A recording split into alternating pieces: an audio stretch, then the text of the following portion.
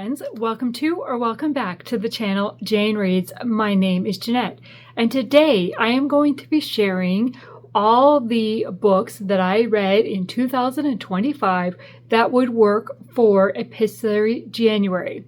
So as I was reading throughout the year, I wrote down a few of the prompts that we had last year, books with letters in them, books with journal entries in them, and books with emails or text messages in them.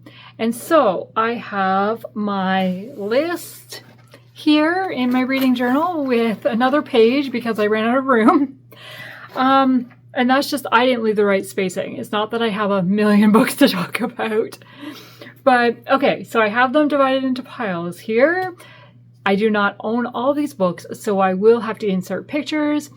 And there are more prompts for Epistolary January, or different prompts this year than there were last year. So I don't have recommendations for every prompt because these are the only 3 categories I wrote down. I will link last year's recommendation video in the description, so if you want to go check it, because it has more recommendations, because I hadn't read any of these books that I'm going to mention today when I did that video last year. Okay, so let's start with letters. And most of these are going to be kind of in the order I read them. And if I have them physically, then I'll be able to tell you what I rated them. But the books that I am recommending are either 4 or 5-star reads for me. I'm like, I didn't even write the rating in this one, but I did, just in a different spot. So inside every physical book I own, when I read it, I have a little post-it note that tells me when I acquired the book, and when I read the book, what my rating was, and just like a 1-line, couple words sometimes. Yeah. Okay, so letters. The first one is Yours Cheerfully by A.J. Pearce. This is book 2 in the Emmy Lake series, which is well known as The Dear Mrs. Bird. So it is historical fiction set during World War II in London, England. And I gave this book 5 stars, and my little note says I was fully invested. Okay, then book 2 is A Life Once Dreamed by Rachel Fordham. This is another historical fiction, but this one is set in 1800s? I was right. 1880 in the Dakota Territory. And this was another 5-star read for me. Then we have While We're Far Apart by Lynn. This is another historical fiction set around World War II in New York City. I'm pretty sure. Yeah, Brooklyn, New York. And this was a 4-star read for me. It says, I was drawn to Jacob, but I enjoyed seeing the growth of Penny throughout. So, okay. Then, one I don't own is All We Thought We Knew by Shocklee. This is a dual timeline set in Tennessee around World War II and 1969 around the Vietnam War. And there are letters being written back and forth, especially in the World War II time period. And I absolutely loved this book. And this book won the Book of the Year for the Christie Awards for this year. So I highly recommend you giving it a read. Okay, the next one, which I do not own either, is To Love a Beast by Witemeyer. This is a fairy tale retelling on the Beauty and the Beast story. We're following a woman who is a bookbinder after her father. That's like a family business. And she arrives at this man's house to do a job that her father was not able to do. And this man does not want her there. And it is historical as well. Count the Nights by Stars by Shocklee, another historical fiction set in 1961, and 1897. And we are finding out about 1897 through a scrapbook that was found and letters that were written between people. I enjoyed the historical side of the story, like the 1897, much more than the newer, the 1961, but I still really enjoyed the story, and it made me want to go see the Parthenon in Nashville. So, yeah. Okay, then another book I do not own is Just Once by Karen Kingsbury. It is another historical fiction story. A lot of historicals on this list. Historicals I just think have more letters in them. Okay, so I think it's World War II. I'm pretty sure it's World War II. And two brothers go off to fight in the war, and one of them leaves a girlfriend behind, but the girlfriend realizes that she has feelings for the other brother, not the one she's dating, and how does that work out? There was one guy that I really felt for in the story, but I wasn't a fan of the girl or one of the guys, so yeah. But like, it still made me tear up when something happened. Okay, then the next one is Even If We Cry by Terri Todd. This is another World War II story, and this one is set in Canada, in Manitoba. We are following four kids? No, I think it's 3 kids, who come from England to stay with a family in Manitoba. They're sent there for their safety, thinking, like their parents sent them, thinking the war was going to last like maybe a school term. Well, it does not last that short. It goes on for a number of years. And this story is following the children, their fight to stay together and not be separated, to learn about their new country, the customs, and living in this new country, and then hearing about what is happening in England, their home, not knowing what's going on with their parents. Like, there was heart-wrenching moments in this, and there are letters exchanged between the parents and the kids. Okay, then we have The Island Bookshop by Rosanna M. White. And this is a novella, which is a dual timeline. You've got historical and contemporary. And in the contemporary one, you have 2 sisters who run a bookstore. One sister gets injured. The other one comes to town to kind of take over running the bookstore. She was more of a silent partner. And then you find out why she's avoided being in town. Then in the historical timeline, we have this woman who has arrived in town to get away from their country, and she's trying to reconnect with her husband. They were separated, and it was the historical again that really pulled at my heartstrings. I just really felt for her.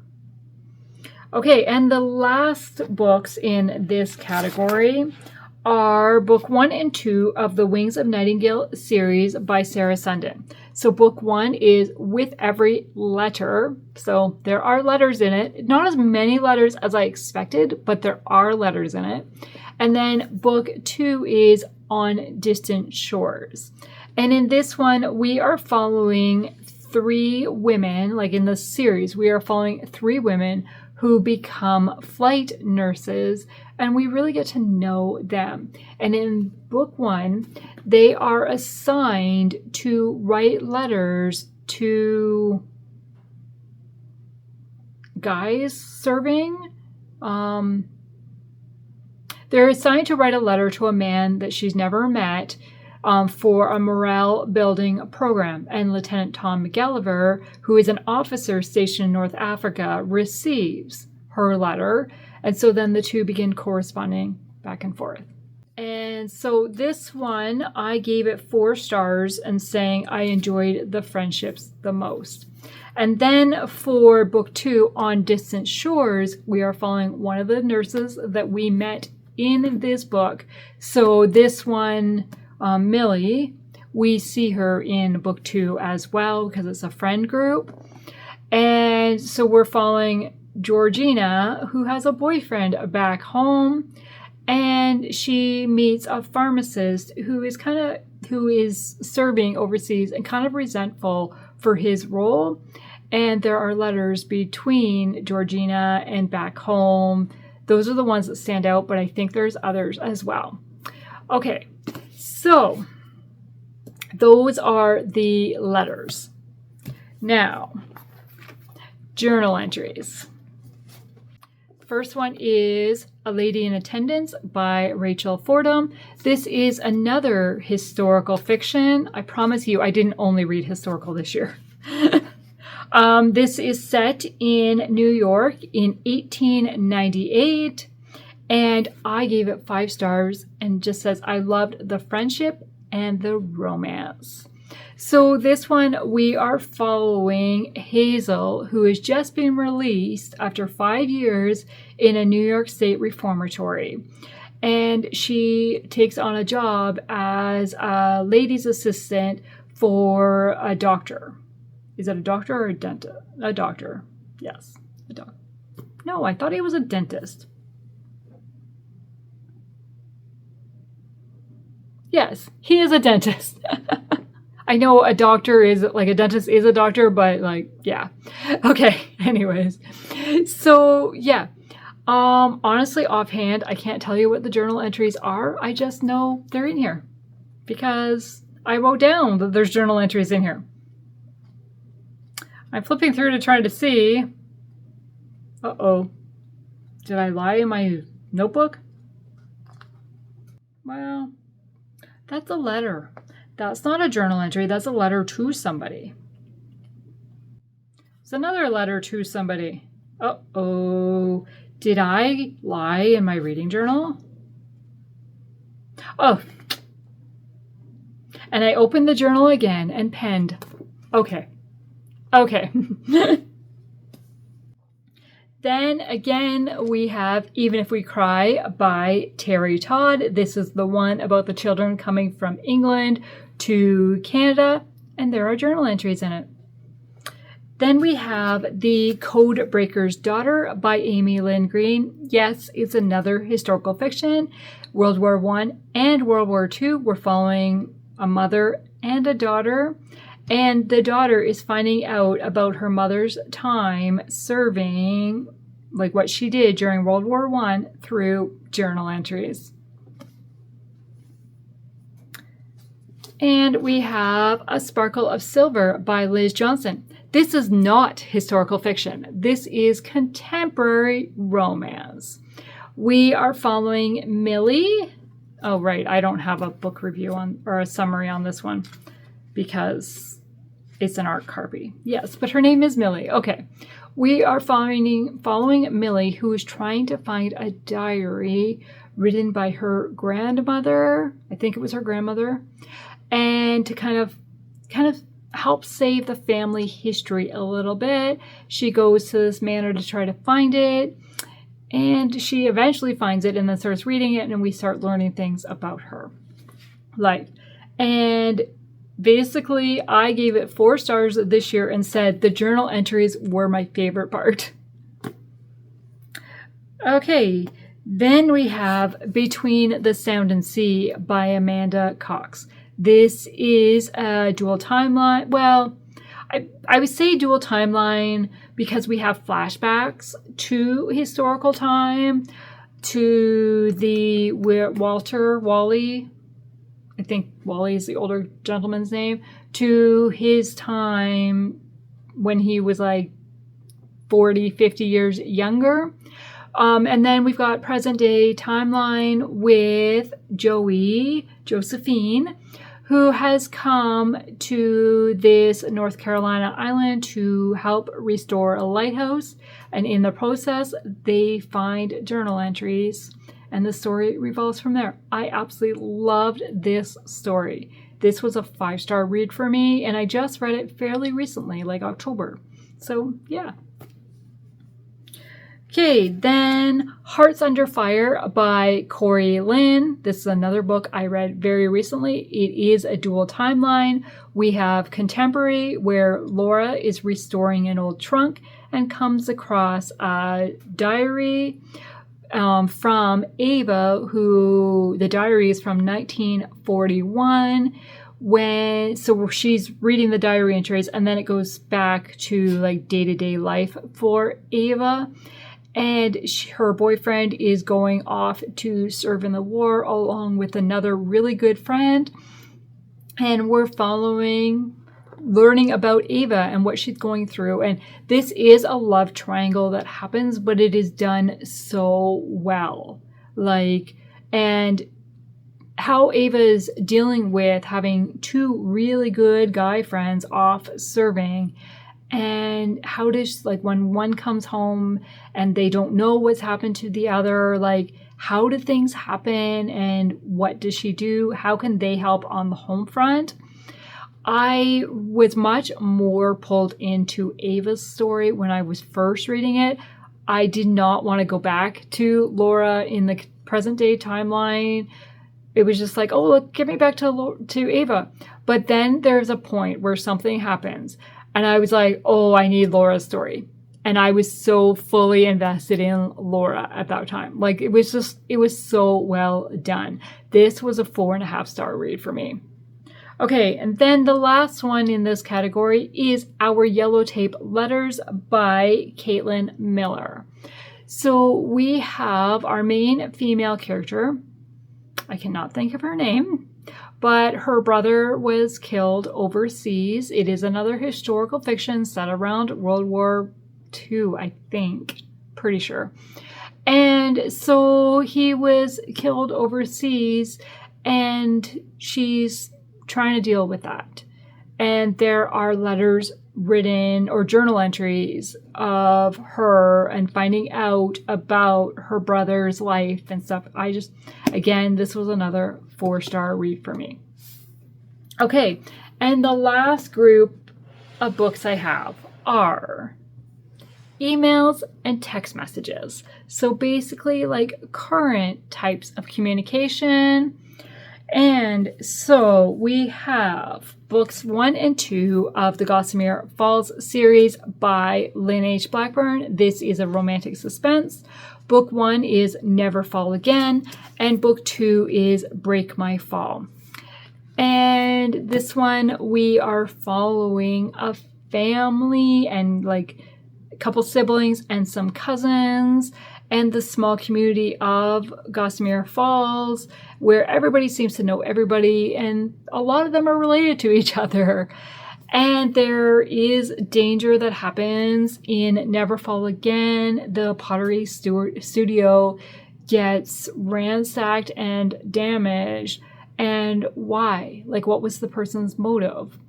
And there is romance that happens. It is romantic suspense after all. And neither character was looking for a new relationship. And this one did feel much more romance than suspense, but I was totally here for it. This was a 5-star read for me. Then in Break My Fall, we are following Meredith, who is a dentist, and she goes out into surrounding communities that are not that safe, and they have drug issues. And then we have the local police chief, Grayson, who he tries to push Meredith kind of out of his life a little bit, but then he also is the police. He needs to protect her and those around, so they get involved. They have to be together. They have to interact. And things evolve from there. I gave Break My Fall 4. Yes, I gave 4 stars, and I love the community of characters, is what I said. Okay. Then another newer series that we're waiting for book 3 to come out is Jeopardy Falls by Danny Petrie. So book 1 is One Wrong Move, and book 2 is 2 Seconds Too Late. And in book 1, we are following Christian, who is pulled into a life of crime at a young age by his con artist parents. But now he is trying to make amends and become the country's foremost security expert. Then while investigating an art gallery robbery, he connects with Andy Forrester, who is an FBI forensic analysis. And what case brings them together, and why do they keep communicating? Why are they always together? I absolutely loved this book and did not want to put it down. And then book 2 is 2 Seconds Too Late, where we are following Grayson. Yes, Riley and Grayson, who we met in this book because they work with the characters in this book. And we are just following them as they go in search of a missing woman, and they have to go undercover to try to find this missing woman and find out what's going on. Again, high action, and I just loved these characters. After reading this book, which I loved, I could not wait to get their story. I was very excited that it was book 2. And so, yeah, 2 that I highly recommend that have emails and text messages in them. Well, text messages for sure. Okay, and another series that is contemporary because, again, it has texting in them, is the Cape Cod Creamery series by Suzanne Woods Fisher. So book 1 is The Sweet Life, book 2 is The Secret to Happiness, and book 3 is Love on a Whim. So in book 1, we meet the mother and daughter, Dawn, who is the daughter, and then the mom, who is Marnie. And after a wedding does not happen, they end up in Cape Cod, and on a whim, one of them ends up buying an ice cream shop. And so this is following them trying to get that ice cream shop to be like up and running and be successful. And then in book 2, we go back to Cape Cod and the ice cream shop. And then we're following a different family member in this one, but we still see Marnie and Dawn a lot. Then book 3, again, we're at Cape Cod at the ice cream shop, and somebody else arrives in town, and we're following their story and trying to figure out kind of a little bit of a mystery that is going on. And yeah, so these were all really fun stories. There are text messages between friends and cousins exchanged, maybe even the mom. I don't remember offhand. But yeah, if you like ice cream, I think you would really enjoy this one and learning about like the making of it and creating different flavors. And at the beginning of every single chapter, there is like some little quote about ice cream or something along the lines of ice cream. It was really entertaining. And the last series, again, were contemporary romance, and that is the Bradford Sisters. So I read book 1 and book 2. This is by Becky Wade.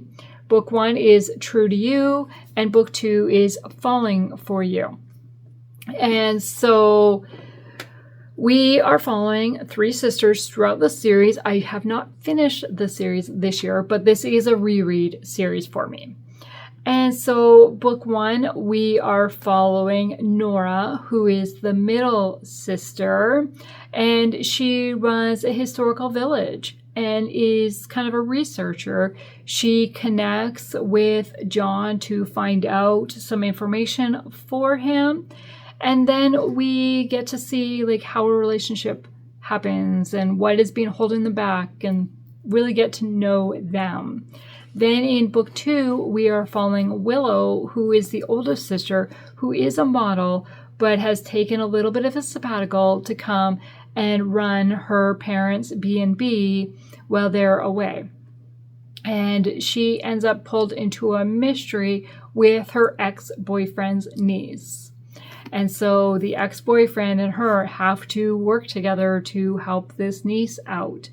And yeah, fun story. I gave both of these 4 stars, I want to say. Nope. I gave True to You 5 stars. And I gave Falling for You 4.5 stars. So yeah. Okay, so those are all the books that I read this year that would work for Epistolary January. When you think of a recent book that you read that had some sort of epistolary style in it, what is that book? Let me know in the comments below, because I'm looking for books to add to my January TBR. So that would be very helpful if you have an epistolary book to recommend to me. Thank you for taking the time to watch this video today, and I hope you have a great day. Bye.